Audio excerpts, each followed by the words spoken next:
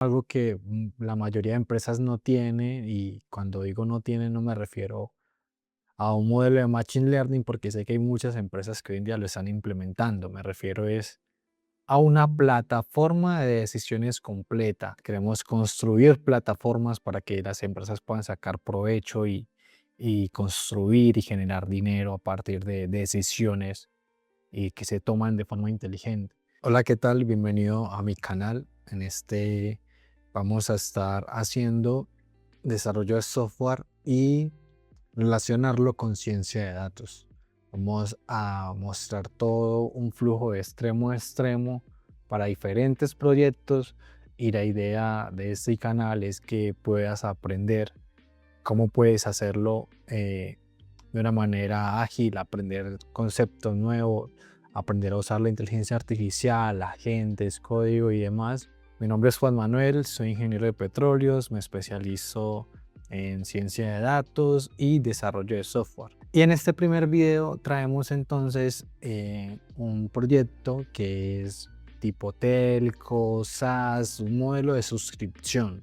Vamos a pasar por todo el ciclo: los datos, el análisis, el modelo y una aplicación con dashboard, predicción, reentrenamiento, una capa prescriptiva que nos permite tomar mejores decisiones, y la joya de la corona es un agente conversacional que nos ayude con eso.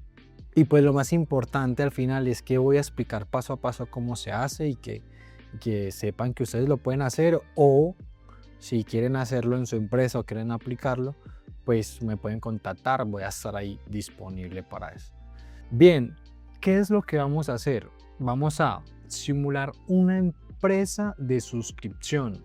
Puede ser un telco, puede ser un SaaS, lo que te puedas imaginar va a funcionar.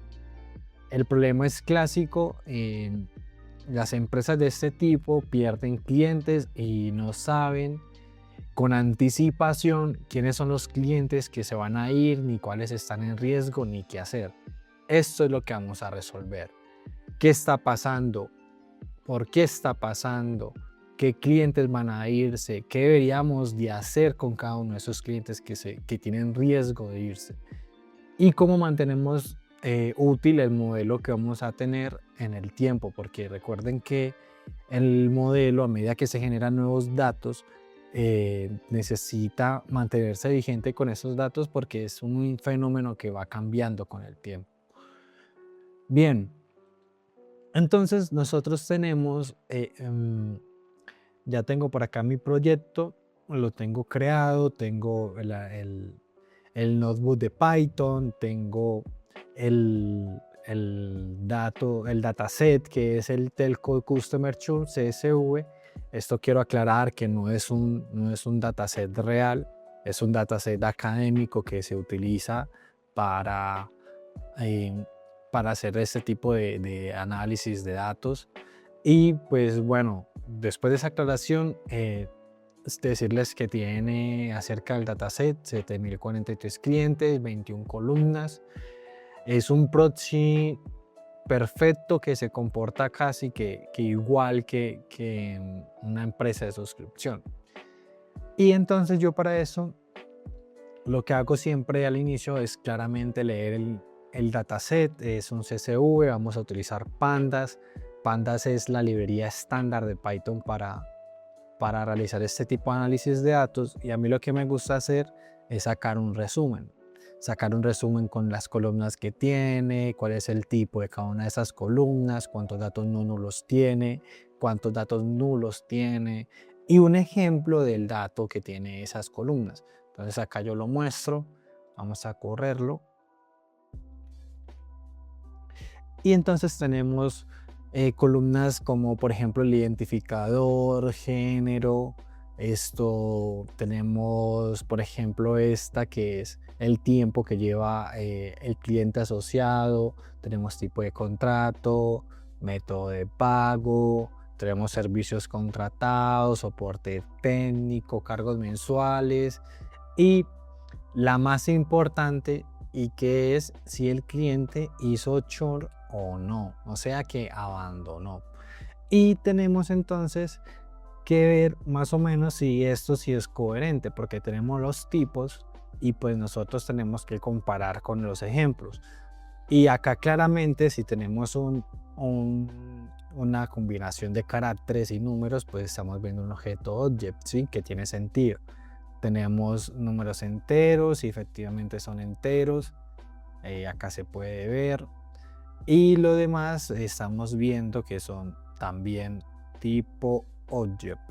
Y acá llama uno la atención que es los cargos mensuales, porque los cargos mensuales tiene el float y tiene un número, ese está bien, pero tenemos los cargos totales. Los cargos totales es un número, 29.85. Estamos viendo que es tipo object y lo vamos a tener que convertir tipo float, ¿listo? Haciendo esa aclaración. Entonces, eso es un problema y hay que corregirlo. Entonces, acá es una parte muy importante que no es porque uno sea caprichoso, sino que se tiene que hacer, porque acá es donde se decide si se gana o se pierde calidad. Entonces, total chart venía como object, ¿sí? Entonces vamos a convertirlo como float. Eso puede haber pasado porque algunos registros tienen espacios en blanco o probablemente clientes nuevos en cargos acumulados, etcétera. Pero si se deja así, pues vamos a tener un problema y es algo que siempre se habla en ciencia de datos y es que basura entra, basura sale y eso es lo que queremos editar acá. Entonces, lo que hacemos es utilizar el método TONUMERIC de Pandas. Total char se lo vamos a definir y si tiene un error le decimos que no nos arroje el error, sino que nos arroje un NaN o no available. Y también lo otro que me gusta hacer es normalizar las columnas. ¿Cómo lo hacemos? Entonces es pasando todo a que sea minúsculas y los espacios los reemplazamos por guiones bajos. ¿Cómo lo hacemos? Buscamos cuáles son esas columnas tipo object y para cada una de estas columnas las vamos a convertir con el método strip. Le vamos a pasar el método lower para ponerlo en minúscula y vamos a reemplazar los espacios por guiones bajos. Listo, acá yo muestro un resumen y efectivamente yo veo que el que me estaba poniendo problema ya lo puse como float, ¿sí? Entonces este paso es súper importante porque si no se entiende cuál es el tipo de datos ya arrancamos mal. ¿Listo? Bien, antes de predecir, siempre es importante entender qué está pasando con los datos. Todavía no me interesa predecir. Entonces, ¿cómo así que qué está pasando con los datos? Yo quiero ver es cómo se está comportando esa variable target, ¿sí? Entonces, para eso yo creé un gráfico de tasa general, un churn o un abandono por tipo de contrato, un abandono por tipo de servicio de internet, un abandono por método de pago, la distribución del tiempo con respecto al abandono, o sea, este tiempo, acuérdense que es el tiempo que lleva el cliente asociado a la suscripción. Y tengo la distribución de los cargos mensuales por abandono. Entonces, cuando yo muestro este gráfico, voy a tener toda esa información. La voy a tener como gráfico. Vamos a correr algo acá. Este ya lo corrí. Este no. Este. Ahora sí debería mostrarnos la información. Y entonces todos estos gráficos son los que van a responder como ese tipo de preguntas. Y acá lo estamos viendo. Entonces estamos viendo que la tasa general del dataset es que el 26% de las personas que nosotros tenemos acá han abandonado. Y el otro porcentaje pues se ha quedado. Pero esto es un número muy alto porque es decir que de 4 personas al menos una abandonó. ¿Sí? Entonces eso hay que tenerlo hay que tomarlo con mucho cuidado, mucho cuidado. Bien, tenemos el churn por tipo de contrato. Entonces acá lo que estamos diciendo es cojamos todos estos que están acá en esta porción de la torta y veamos cómo se comportan. Entonces vemos que tenemos en el mes a mes un número altísimo.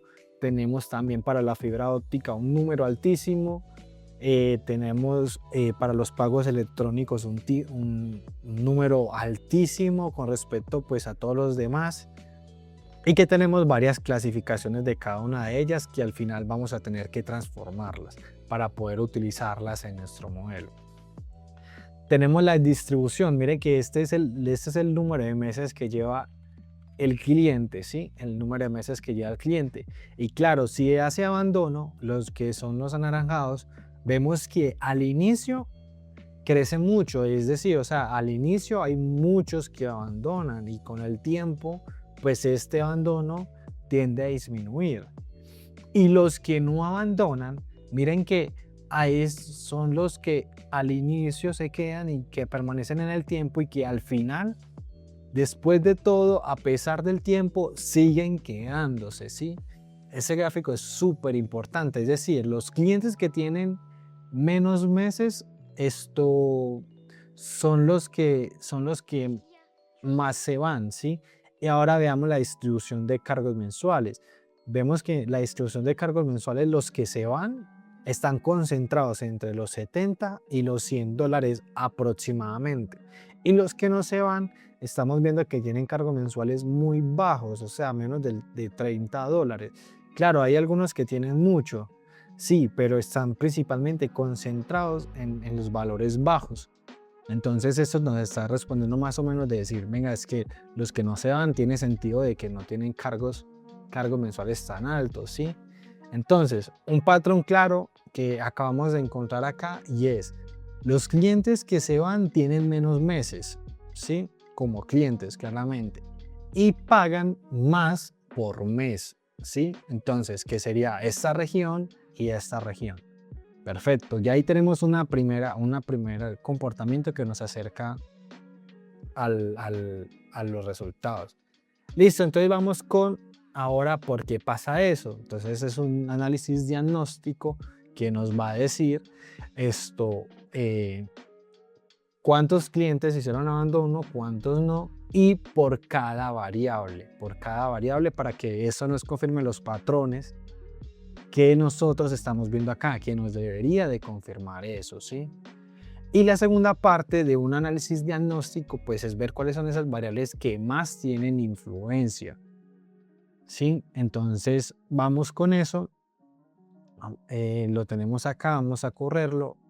Entonces, lo vemos primero con frecuencia por tipo de contrato, frecuencia por servicio de internet, pero ahora lo vamos a ver es distribuido entre los que sí y los que no. Acá lo podemos ver, ya esto es el gráfico de torta que veíamos antes, que nos lo daban porcentaje, ahora lo tenemos en número de clientes. Y acá ya podemos empezar a confirmar, eventualmente los que son mes a mes tienden a irse más que los que son un año y los que son 2 años, que se fueron, que claramente se fueron, pero en menor cantidad. Y miren que con respecto a los que sí se quedan es un número muy bajo, pero lo del mes a mes sí es un número bastante alto.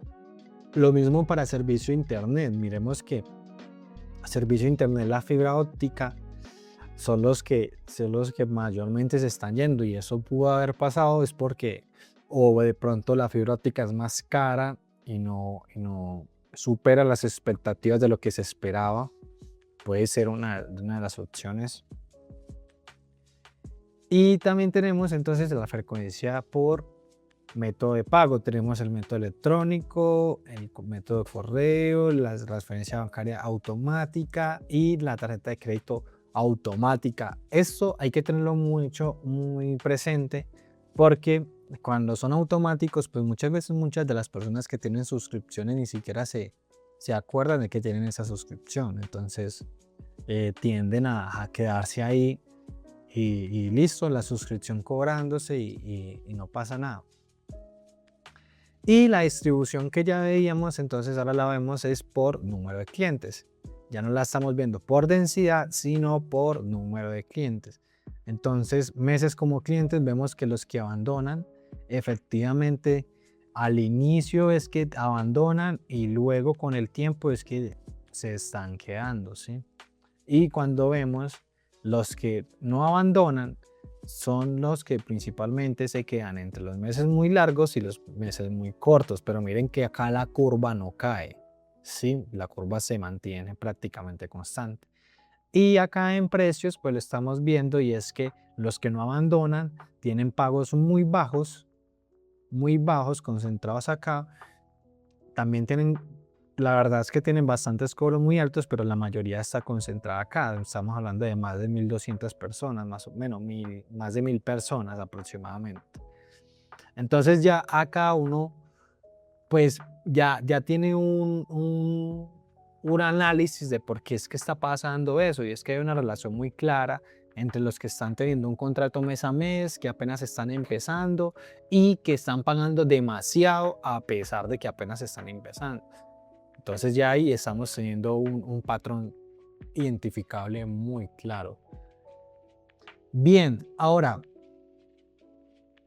que yo ya sé cuál es ese patrón, ahora sí tiene sentido entrenar un modelo, pero para entrenar un modelo yo tengo que hacer primero un preprocesamiento de datos. ¿Por qué? Porque pues yo ya entendí los datos, pero tengo que prepararlos para yo dárselos al modelo y que el modelo los pueda entender. Entonces, ¿cuál es ese primer preprocesamiento de datos? Nosotros veíamos que hay unas columnas que dicen que sí y otras que dicen que no. Dependiendo del modelo, sí le podemos pasar eso como texto y listo, pero lo mejor es convertirlo a número.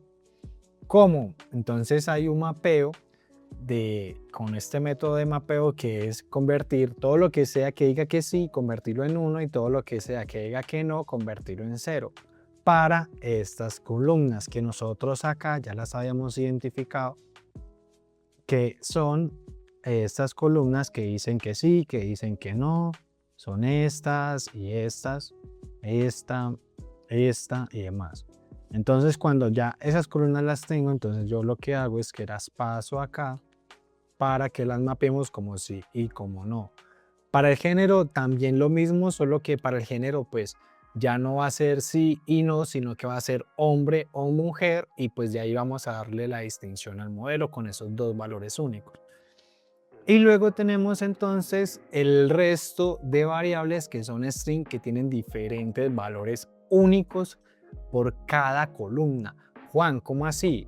Claro, lo que pasa es que cuando yo tengo una columna que tiene diferentes valores, por ejemplo, en el caso este de gender, tiene dos valores únicos, que es male o female. Y en el caso de locación tenemos 4 valores únicos: sur, norte, este y oeste, ¿sí? Entonces, el modelo, esto nosotros tenemos que dárselo de una manera más explícita y en forma de números. Para eso existe una técnica que se llama One-Hot Encoding. ¿Cómo funciona el One-Hot Encoding? Fijémonos en esta columna de género. La columna de género tiene solamente dos valores únicos. ¿Qué hace el One-Hot Encoding? Toma esos dos valores únicos y los convierte en dos nuevas columnas. Si son tres valores únicos, entonces son tres nuevas columnas. Entonces es decir que n valores únicos es igual a n nuevas columnas que se van a generar. Y luego lo que nosotros hacemos es que cuando ya tenemos esas dos nuevas columnas generadas, en lugar de escribir male o female, lo que vamos a hacer es decirle 1 o 0. ¿Y cómo es eso? Es que si esta fila que dice male, yo la quiero convertir a este método, entonces yo lo que hago es que para los que sean male le pongo 1 y para los que sean female le pongo 1, ¿sí? En este caso, si vemos la fila 1, tenemos male. Como es male le pongo 1 y como es female le pongo, y como no es female le pongo el 0, porque no puede estar en los dos estados a la vez. Recuerden, son dos valores únicos.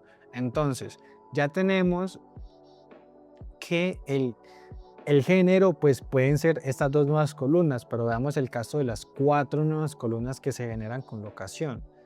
Con la locación entonces tenemos para la fila que haya sido sur, entonces al sur le pongo el 1 y las demás las pongo en 0. Es la forma de decirle al modelo, la locación es esta, ¿sí? El norte. Y se define igual para las demás. Si es norte le pongo el 1 al norte y para las demás le pongo el 0, ¿sí? Como se puede ver en esta tabla. Bien, esa técnica la vamos a aplicar para todas las columnas que sean diferentes de dos valores únicos y que tengan diferentes categorías.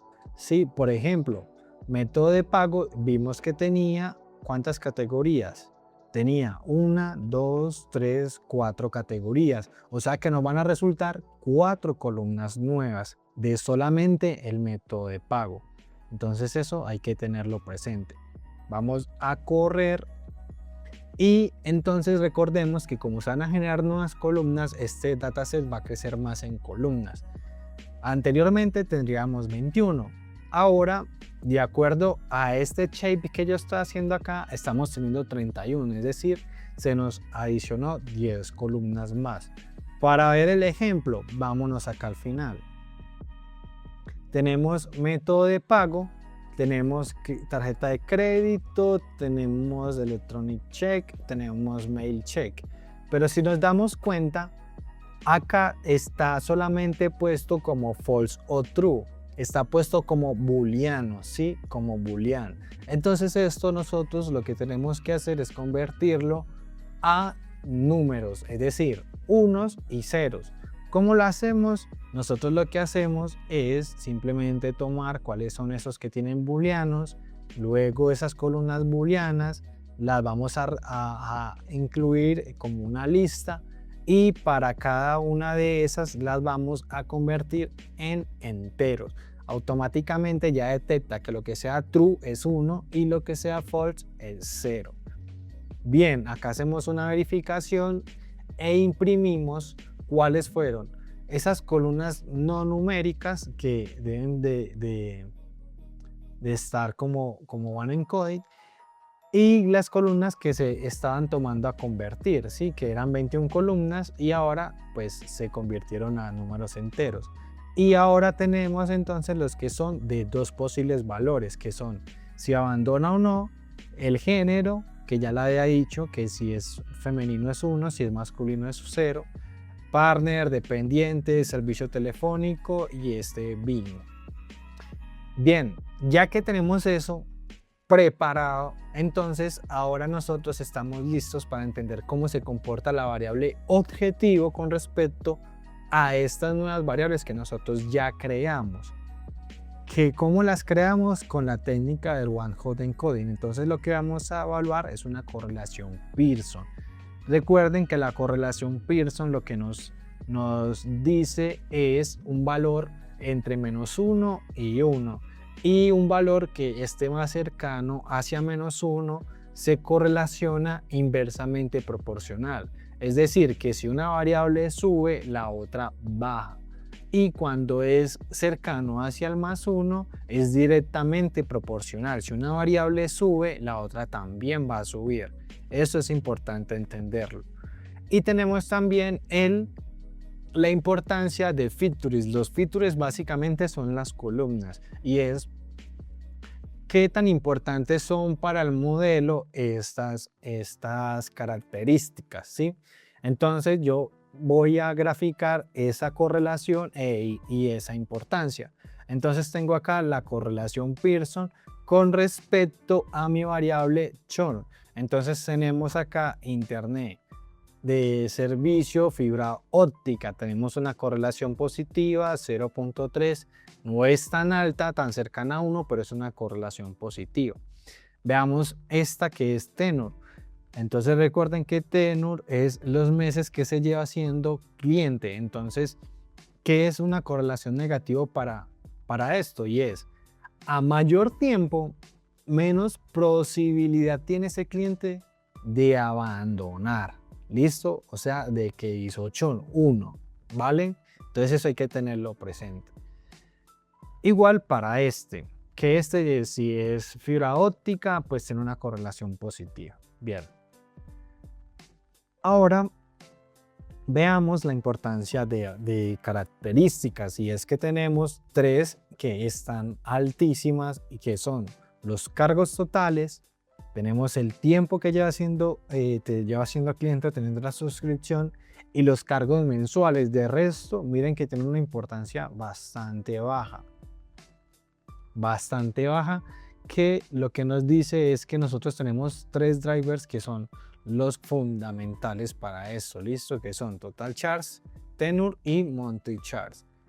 Perfecto, listo. Entonces, ya que yo entiendo que hay unas variables que son súper importantes y demás, entonces ya estamos preparados para entrenar nuestro modelo. ¿Cómo vamos a entrenar nuestro modelo? Nuestro modelo siempre se tiene que entrenar con una porción de todo el dataset y tenemos que dejar reservada otra sección de prueba para ese modelo. ¿Por qué? Porque si yo resulta que le pongo todo como entrenamiento y lo testeo con eso mismo que entrené, pues no estoy calificando nada, porque al final va a tener un muy buen rendimiento, pero lo que me está mostrando es simplemente lo que el modelo ya aprendió. Entonces estoy cometiendo una fuga de datos que no me permiten tener un modelo con alto rendimiento. Entonces, para eso, lo primero que hacemos es preparar las variables de entrenamiento, que es todo el X, y nuestra variable objetivo, que es todo el Y. Y vamos a utilizar la librería Skylern. Skylern es la librería estándar para ciencia de datos con Python y pues principalmente Machine Learning y demás. Esta librería tiene ese método que es Train Test Split. ¿Qué es ese Train Test Split? Es un método que lo que nos recibe a nosotros es el X y el Y nos va a devolver a nosotros un X para entrenamiento, un X para testear, un Y para train y un Y para test. Esto nos va a servir demasiado para poder evaluar fácilmente. También nos va a recibir entonces el tamaño que nosotros queremos tomar, que en este caso es 20% para testear, y nos recibe una semilla. Tenemos esta característica Stratify. Este Stratify, ¿qué hace? Que toma, si en el dataset de entrenamiento hay 26% que abandonaron, en el dataset de test también va a haber, también va a haber 26% que abandonaron, ¿sí? Entonces, es decir, nos distribuye en proporciones iguales las clases, tanto para entrenamiento como para test, ¿sí? Pero hay que tener mucho cuidado con esto, porque el hecho de que ya lo haya hecho acá no quiere decir que ya esté bien finalizado. ¿Por qué? Porque en este momento entonces estamos teniendo un desbalanceo de clases. ¿Qué es el desbalanceo de clases? Esto, que es, tenemos un 26% que sí abandona y un 74% que sí abandona, ¿sí? ¿Qué significa esto? Que si yo al modelo le paso esto tal cual, el modelo va a tener preferencia por los que no abandonan. ¿Y por qué? Porque es lo que el modelo más veces ve como de forma repetitiva, ¿sí? Entonces, para eso existe un balanceo de clases. Ese balanceo de clases lo vamos a hacer con la técnica del smooth, pero el smooth solamente se utiliza después de que yo ya tengo esto particionado en el entrenamiento. Si yo lo aplico a todo el dataset, estoy cometiendo fuga de datos, porque estoy metiéndole datos que no existen en realidad. Al final el smooth es generar datos ficticios, pero basándose en unos conceptos estadísticos que nos permitan balancear las clases correctamente. Bien, ahora esa técnica yo la tengo que aplicar a diferentes folds. ¿Qué son los folds? Los folds son datasets de entrenamiento y tests que nosotros podemos utilizar como cross-validation. ¿Qué es la cross-validation? La cross-validation es tomar no solamente un dataset, sino 5 datasets generados del dataset general, ¿sí? Para yo poder evaluar de forma correcta el comportamiento del modelo. Porque si yo solamente lo hiciera con uno, por ejemplo, que yo tomara solamente este fold y evaluara mi modelo, solamente tengo uno para evaluar. Si resulta que ese modelo es muy bueno, y pues yo luego lo pruebo en la vida real y resulta que es muy malo, es muy probable que por mera aleatoriedad ese modelo te funcionó en la porción de test. Pero si yo luego mezclo todos los false, claramente respetando el Stratify, yo voy a tener cinco modelos para poder comparar si realmente sí está aprendiendo bien. Sí, cinco porciones para poder comparar, para poder evaluar correctamente el rendimiento de este modelo. Bien, entonces ya ahora que tengo esto listo, yo lo que hago es correr cada uno de los false. Recuerden que cada uno de los false es un modelo que se tiene que entrenar. Y esta es básicamente lo que les mencionaba, que es el Smooth. El Smooth, entonces, lo que nos hace es que si antes habían, por ejemplo, 1000 de short, pues ahora van a haber 3000 de short y 3000 de no short, ¿sí? Siempre la tendencia es a que la clase minoritaria tienda a equiparar la clase mayoritaria, ¿sí? Que en este caso es el short equiparando al no short, que ya sabemos que en nuestro dataset pues era mayor. Listo, y recordar que solamente se aplica en el train, ¿sí? En el train, eso no se puede aplicar antes del train, ¿vale? Porque si no estamos haciendo data leaks.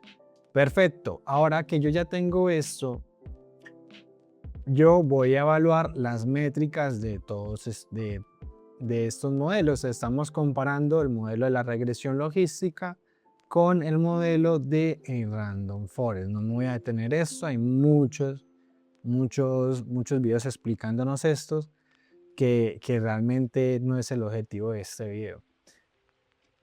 Bien, entonces, ¿qué es lo que estamos haciendo? Ya estamos acá entrenando nuestros modelos. Como son 5, se va a tardar.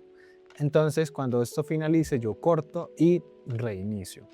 Perfecto, entonces ya tenemos el resultado de nuestros modelos, de nuestro entrenamiento.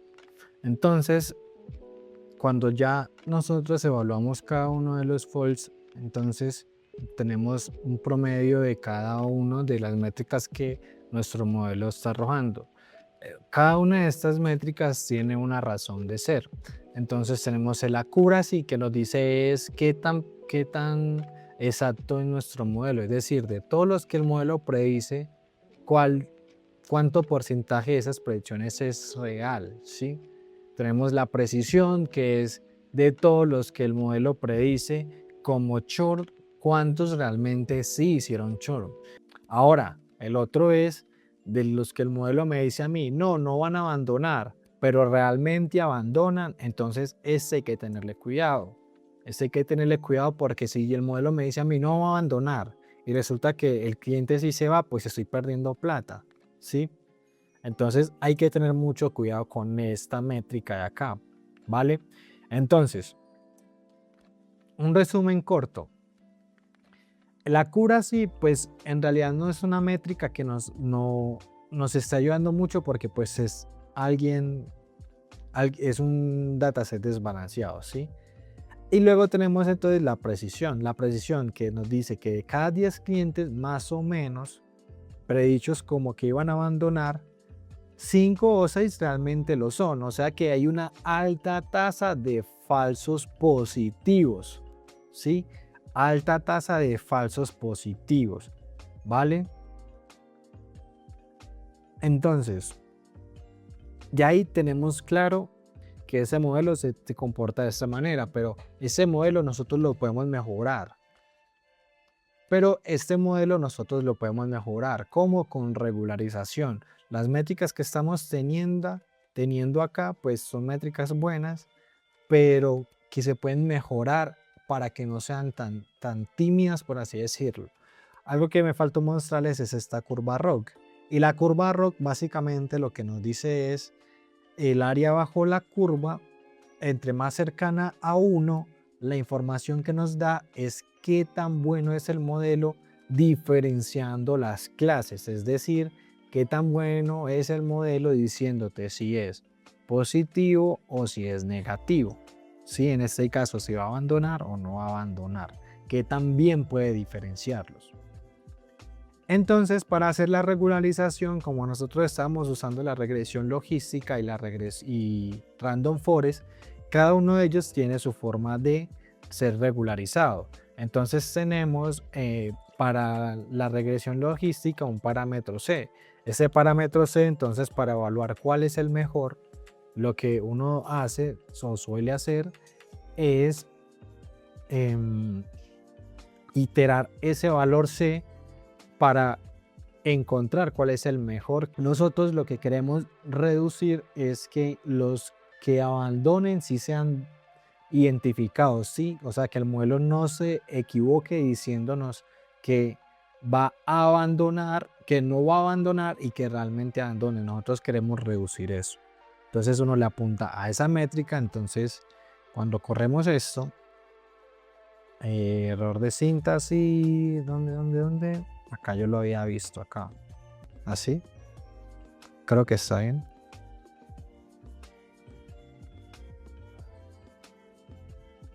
Listo, yo creo que ahora sí está bien. Y acá entonces vamos a darles unos minutos porque acuérdense que son 10 modelos los que tienen que iterar para poder evaluar.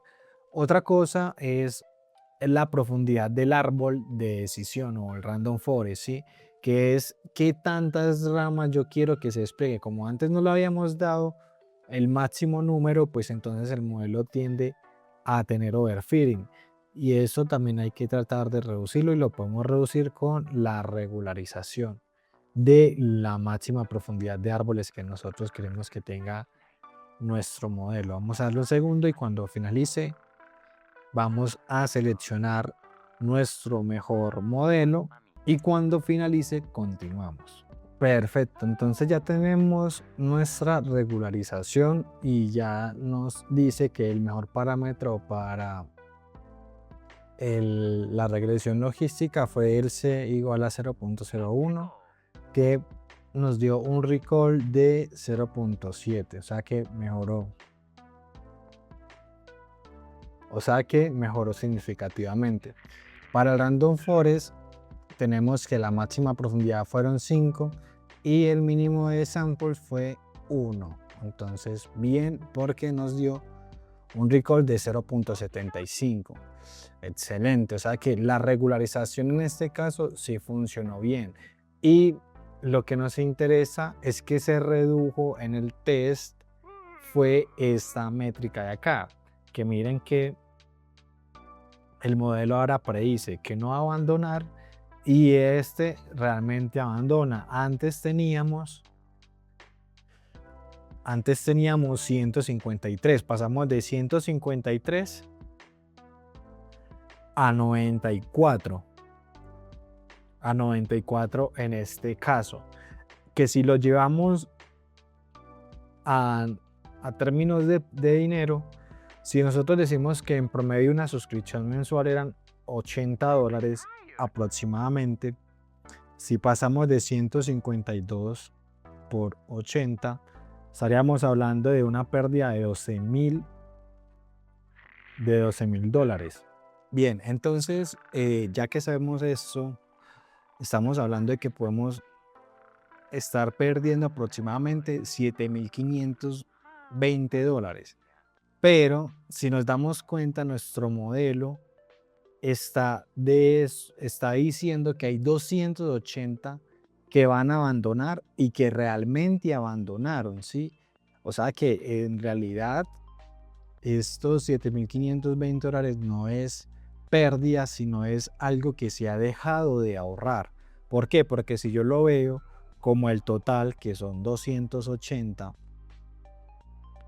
más 94 que realmente abandonaron, esto, si no se hiciera nada, esto podría significar aproximadamente $29,000 para la empresa, $30,000 prácticamente. Entonces lo que estamos diciendo acá es que yo con estos 280, si yo le hiciera caso al modelo, estaría ahorrando $22,000, ¿sí? Solamente haciéndole caso al modelo, ya estamos generando un ahorro. Y eso ya nos está dando indicios de que nuestro modelo funciona, porque ya nos está permitiendo esclarecer un poco el panorama y nos va a permitir tomar mejores decisiones con respecto a los clientes que están en riesgo, ¿vale? Entonces ya tenemos nuestro modelo y en la segunda parte, entonces es donde ya todo cambia.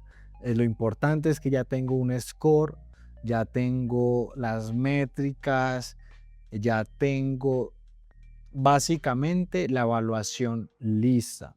Y como ya tengo la evaluación lista, ya tengo el análisis y el modelo, esto ya puedo pasar a la segunda parte. ¿Por qué puedo pasar a la segunda parte? Porque es que una empresa no compra un notebook, ¿sí? La empresa compra algo funcional, algo que ellos puedan utilizar. Y por eso en la segunda parte nosotros vamos a construir entonces lo que viene a ser una plataforma donde vamos a poder cargar nuestro modelo, vamos a poder interactuar con él y vamos a poder hacer todas estas partes que les mencioné en el inicio del video. Hasta acá llegamos con esta primera parte. Espero les haya gustado, les haya ayudado a entender un poco cómo se razona, porque en realidad no estamos viendo casi nada de código, sino cómo es el pensamiento lógico para estos problemas. Y que espero les haya gustado. Nos vemos en la segunda parte. Recuerden que les habla Juanma Programa y nos vemos en el siguiente video.